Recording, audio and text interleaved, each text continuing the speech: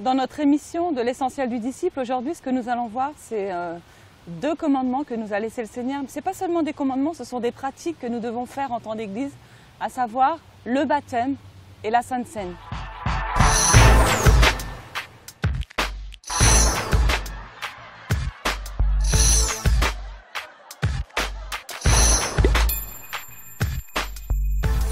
Fatima, aujourd'hui, je vais te parler du baptême et de la Sainte Seine. Jésus a donné toutes sortes de commandements, mais il y en a deux qui sont principaux. Concernant le baptême à la Sainte Seine, c'est essentiel, c'est important pour la notion du chrétien, mais aussi pour sa compréhension. Dieu avait donné toutes sortes de commandements au peuple d'Israël, ils observaient toutes sortes d'offrandes, de sacrifices, mais ces deux-là sont importants pour la croissance. Mais ce que j'aimerais savoir, Saïd, c'est quelle signification on doit attacher à ces commandements. Parle-moi un peu du baptême. Tu sais, pendant des années et des années, moi, quand je me suis converti, très honnêtement, je ne voulais pas me faire baptiser. Pourquoi ? J'avais des peurs, j'avais des craintes, je me sentais que je n'étais pas vraiment parfait. Et puis, un jour, finalement, ma grande sœur m'a dit « Saïd, mais tu ne fais pas partie du troupeau ». Et comme je ne me suis pas fait baptiser, finalement, je ne pouvais pas m'identifier à un peuple, à une famille. Et ce qui s'est passé, finalement, c'est qu'elle m'a dit une parole qui m'a brisé le cœur. Qu'est-ce qu'elle t'a dit, Saïd ? Dis-moi, ça m'intéresse. Elle m'a simplement dit « Finalement, tu es comme cette brebis égaré, tu es comme cet agneau finalement qui ne fait pas partie du troupeau. Mais le jour où je me suis fait baptiser, je suis rentré dans la famille de Dieu et là je me suis senti véritablement chez moi. Et ça c'est essentiel, c'est vraiment important pour la compréhension du chrétien. Tu sais, le baptême d'eau, finalement c'est le témoignage public de notre identification à la mort et à l'ensevelissement de Jésus. Non seulement dans le baptême il y a la mort, mais quand on sort de l'eau, c'est comme une résurrection, c'est comme un printemps. Et là, si on réalise finalement, c'est que Dieu a payé le prix et qu'il a pris nos péchés. La signification du baptême est essentielle pour la compréhension. Écoute Saïd, on va voir ce que la Bible en dit justement du baptême. Le baptême d'eau, c'est le témoignage public de notre identification à la mort, à l'ensevelissement et à la résurrection avec Christ, parce qu'il est mort et qu'il est ressuscité à notre place pour payer le châtiment de nos péchés. Fatima, c'est simple. Au moment où finalement on est baptisé par immersion, au moment où on est plongé dans l'eau, c'est dans sa mort et c'est dans cette identification à la mort de Jésus que nous sommes ensevelis. Mais au moment où tu sors de l'eau, ça c'est l'identification finalement à la résurrection de Jésus. Mais il y a un texte dans Romains qui peut t'aider par rapport à ça. Romains 6, les versets 3 et 4. « Ignorez-vous donc que nous tous qui avons été baptisés en Jésus-Christ, c'est en sa mort que nous avons été baptisés. Nous avons donc été ensevelis avec lui par le baptême en sa mort, afin que comme Christ est ressuscité des morts par la gloire du Père, de même nous aussi nous marchions en nouveauté de vie. » C'est intéressant, Saïd, de savoir qu'on a été ensevelis avec Christ. Tu te rends compte? C'est quand même pas rien. On a été ensevelis, on a vécu sa mort et sa résurrection finalement. Mais Saïd, j'aimerais que tu m'expliques quelque chose. Le baptême, est-ce que c'est pour tout le monde? Est-ce que c'est, je sais pas, est-ce que c'est les enfants? Comment ça se passe le baptême? Est-ce que une fois que j'ai accepté Christ, est-ce que tout de suite je me fais baptiser? Non, Fatima, je pense que ceux qui vraiment ont compris ce que c'était que la signification de la croix, ceux qui vraiment croient en Jésus, ceux qui sont passés par ce qu'on appelle la nouvelle naissance, c'est à partir de là finalement, c'est une maturité spirituelle. On ne peut pas baptiser n'importe qui et n'importe quoi, mais au moment où on a vraiment compris Jésus, qu'on est passé par une vraie repentance, qu'on s'est converti, à ce moment-là, on peut véritablement se faire baptiser.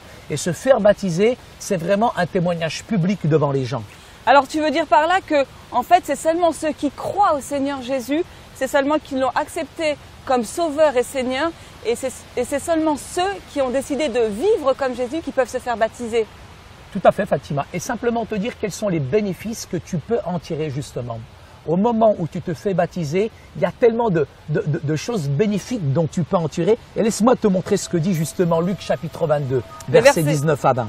Ensuite, il prit du pain et après avoir rendu grâce, il le rompit et le leur donna en disant « Ceci est mon corps qui est donné pour vous, faites ceci en mémoire de moi. » Il prit de même la coupe après le souper et il le leur donna en disant « Cette coupe est la nouvelle alliance en mon sang qui est répandue pour vous. » Je ne sais pas si tu réalises, Fatima, mais ce corps, ce pain qui a été brisé, tu vois, il y a du pain dans la corbeille. Ah oui, le pain pour le pique-nique. Ce pain-là, tu vois, ce pain qui a été brisé, Ça représente aussi le corps de Jésus qui a été brisé, Wow, mais c'est pour pas une rien. seule raison. Il a été brisé pour une raison, c'est pour pouvoir sauver toute l'humanité. Et c'est dans cette mort-là, c'est dans ce brisement-là que ce corps, finalement, on voit toute l'explosion, mais aussi toute la grâce de Dieu. Ah, et c'est pour ça que Jésus nous a demandé que quand on se réunit, de se souvenir de ce moment, Tout à fait, tout à fait. en rompant le pain et en partageant le Et pain. on doit faire ça, Fatima, jusqu'à que Jésus revienne parmi nous. C'est pour ça qu'ensemble, on mange la Sainte Seine, on va rompre le pain, parce qu'on fait partie aussi de la famille de Dieu. Ça, c'est important, et on ne le fait pas tout seul. C'est Non. pour ça que On toi, le fait en tu peux communauté. prendre, on le fait en communauté. Toi, tu prends ce morceau, moi, je prends ce morceau, et au moment où on le mange ensemble, tu vois, on se rappelle finalement que non seulement Jésus est mort, mais aussi qu'il est ressuscité et qu'il a été brisé à cause de nos péchés. Donc c'est un acte symbolique qui Tout à nous fait. rappelle que Jésus est mort à la croix et que Ouais. on est ressuscité avec lui. Si tu prends Luc chapitre 22, tu verras que ce texte est formidable. Le verset 17, le Seigneur Jésus, ayant pris une coupe et rendu grâce, il a aussi dit au verset 20, cette coupe est la nouvelle alliance en mon sang qui est répandue pour vous. Ce qui est intéressant dans ce texte, Fatima, c'est qu'il faut le faire. Il faut le faire parce qu'on sait qu'un jour Jésus reviendra et c'est comme une promesse. On doit le faire en souvenir de ce que Jésus... Non seulement Fatima, Jésus c'est une vérité historique, mais c'est aussi une vérité spirituelle. Et là, c'est pour ça que ces éléments de la Sainte Seine sont essentiels pour nous.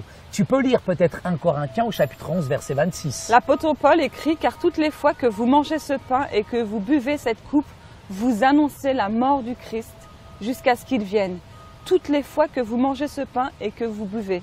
Ça veut dire que dès le début, dans l'histoire de l'Église, les premiers disciples ont fait cet acte finalement, Saïd. C'est une observation, c'est un commandement, c'est un ordre, c'est un précepte, c'est un statut que Jésus nous laisse. Et la Bible nous dit, il continuait fermement dans la doctrine des apôtres, dans la communion et l'observation du repas du Seigneur. C'est pour ça qu'à partir du baptême, tu fais partie de la famille de Dieu. Et du moment que tu fais partie de la famille de Dieu, là tu peux rompre le pain. Et puis tu peux boire aussi la coupe du Seigneur.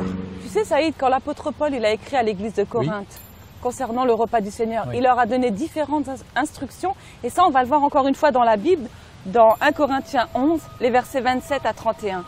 C'est pourquoi celui qui mangera le pain ou boira la coupe du Seigneur indignement sera coupable envers le corps et le sang du Seigneur. Que chacun donc s'éprouve soi-même et qu'ainsi il mange du pain et boive de la coupe. Car celui qui mange et boit sans discerner le corps du Seigneur, mange et boit un jugement contre lui-même.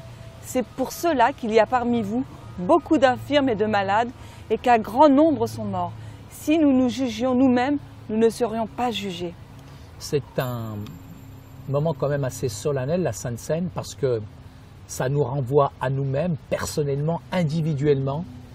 Et là, ça nous amène vraiment à nous examiner. Et nous examiner, ça veut dire rentrer vraiment dans une vraie sanctification. Parce que si je prends le pain et le vin d'une manière indigne, finalement, c'est une indignation, c'est quelque chose de terrible. Et je pense qu'on doit vraiment observer ça d'une manière vraiment très sérieuse. Donc ce que tu veux nous dire, c'est que finalement, on ne doit pas prendre la Sainte Seine à la légère. À la légère, on jamais. doit vraiment réfléchir Jamais. avant de prendre le pain Il y a et le un vin. acte de purification, il y a un acte vraiment de sanctification.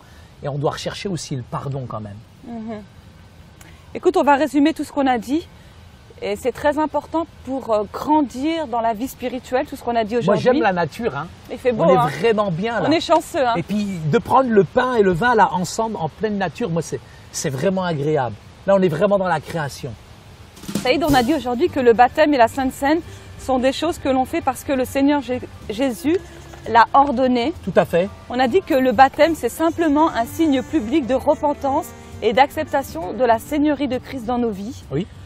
On a dit qu'on s'identifie dans la mort de Jésus, Et la dans son résurrection. ensevelissement et dans sa résurrection, et aussi dans son ensevelissement. Bien sûr. On a dit que la Seine est un acte qui consiste à partager un même pain et à Oui. boire d'une même coupe en tant que communauté pour nous rappeler la mort de Jésus-Christ et célébrer ensemble sa résurrection et notre salut pour nous, Oui. l'Église. Et il ne faut pas oublier que Jésus revient à travers cet acte. Et il ne faut pas oublier que la Seine, c'est vraiment quelque chose d'important. C'est du pain, c'est pas du coca, c'est du vin. Non, pas du tout. Non, non. Et c'est symbolique. C'est du pain, et en tout cas, c'est le fruit de la vigne, c'est ce que dit la Bible. Et ensemble, véritablement, là on réalise une chose, c'est que non seulement Jésus, il est mort, il est ressuscité, mais il reviendra un jour. C'est quand même une bonne nouvelle, Fatima. C'est une bonne nouvelle, Saïd, et ça me donne faim tout ça. Si on commençait à pique-niquer. Ok, on va pique-niquer, parce qu'on est en pleine nature en plus, on va profiter de ce temps qui est agréable. Vraiment.